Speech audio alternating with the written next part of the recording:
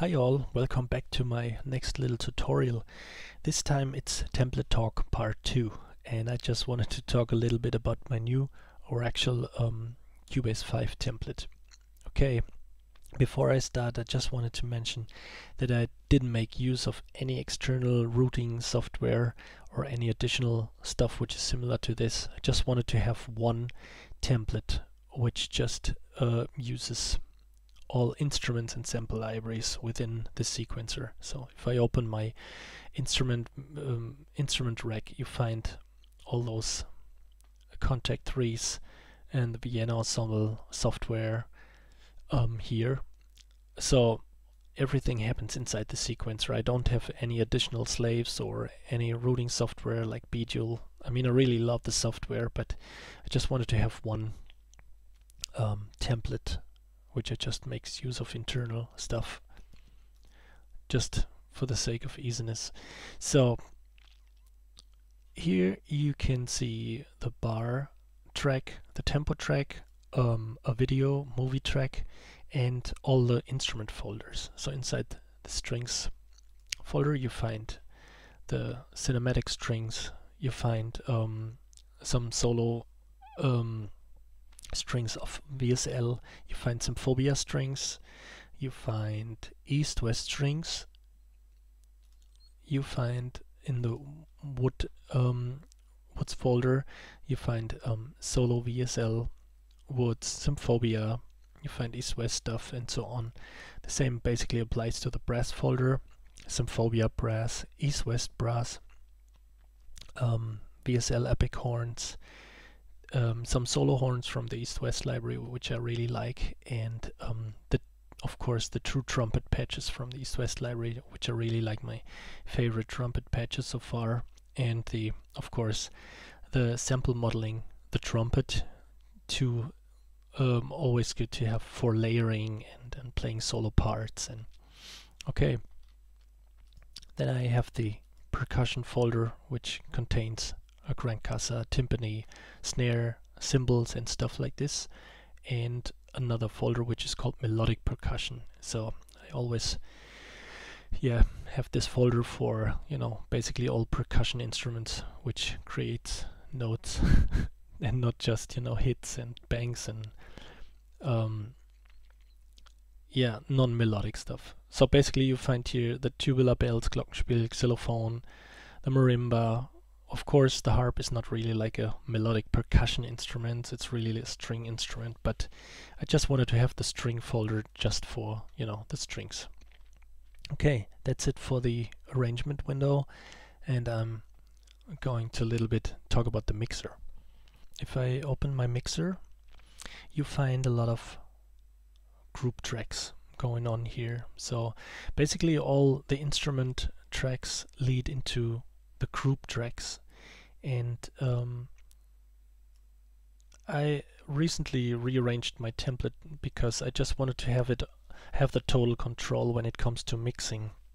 So I decided to have every sample library have split buses for low instruments and high instruments. So basically the cinematic strings, the low strings, the contrabass and the cello go into the low strings bus, and the higher strings like viola, violins 2 and 1 go into the cinematic strings high bus. So this applies basically for every string library and also for every other library, brass. And basically for the woods I just have one general, I have 3 buses going on for VSL woods, Symphobia woods and East-West woods, to have total control about mixing the individual libraries. But all these buses again lead into another bus, which is strings low, strings high, woods, brass low, and so on. And why I'm doing all this, usually you have to deliver 2 things, or one of those 2 things.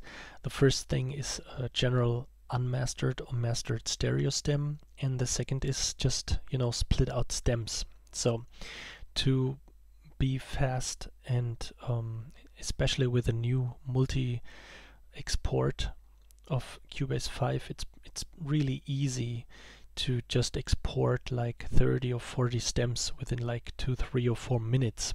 So you don't have to really mute parts or solo groups or instruments and have real-time rendering going on. So when I open my export window, it's pretty easy to simply click multi-channel export and just take all the stems or buses you want to have rendered out. So by doing this, I could simply render out all those buses into split out stems within like 2 or 3, 4 minutes. It's pretty easy to do this, and especially when you have to work on or have to reload a track which is like 3 or 4 years old, and usually you don't find the libraries anymore, you have new hard drives or whatever, so it's always good to have the whole session into split stems, because usually, yes, audio files don't change the sound. Okay, basically all these low high stems, instrument stems, go into another orchestra buses go into another orchestra bus, where I have my main reverb, which talk about a bit later. I just have a general orchestra bus because if I want to load additional stuff like guitars or vocals or additional percussions, I could route them to the main stereo out, so the reverb doesn't affect those additional instruments. Okay, that's it for the routing and mixing. So I just want to spend a little bit more time on the reverb settings. I just load the oboe, and the final result with my reverb routing sounds like this.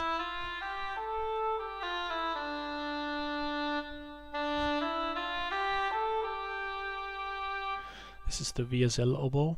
So if I open my mixer, you can I will just mute the general orchestra tail and the ambience I use for the woodwinds. So if I open this, I actually use Bricasti impulse responses inside the Waves IR1. So if I have now all reverbs muted, it sounds like this. This is basically the basic library.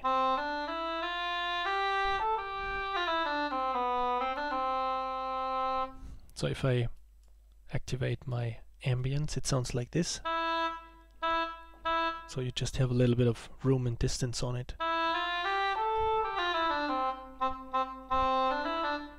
Just turn it off again. Okay, turn it on.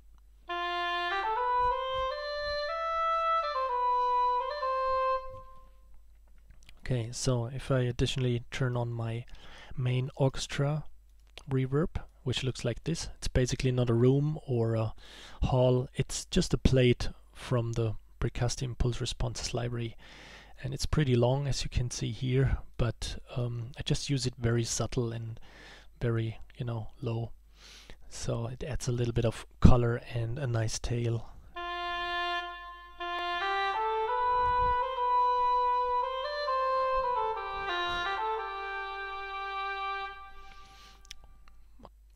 Okay, that's it for the reverb setup. I have some additional stuff going on, like additional EQing on the VSL epic horns, for example, and some additional panning to get all the get all the instruments in place. And so besides that, I don't have much plugins going on in my orchestra template anymore, because I just want to focus on writing and arranging the track. So when I'm finished composing, I just want to take out or render all the stems and put it in my mixing software and just focus on the mixing, and then again render the final stereo stem and put it to a mastering program and just focus on mastering. But I think it's always good to focus at one step at a time and not just mix all the processes into each other.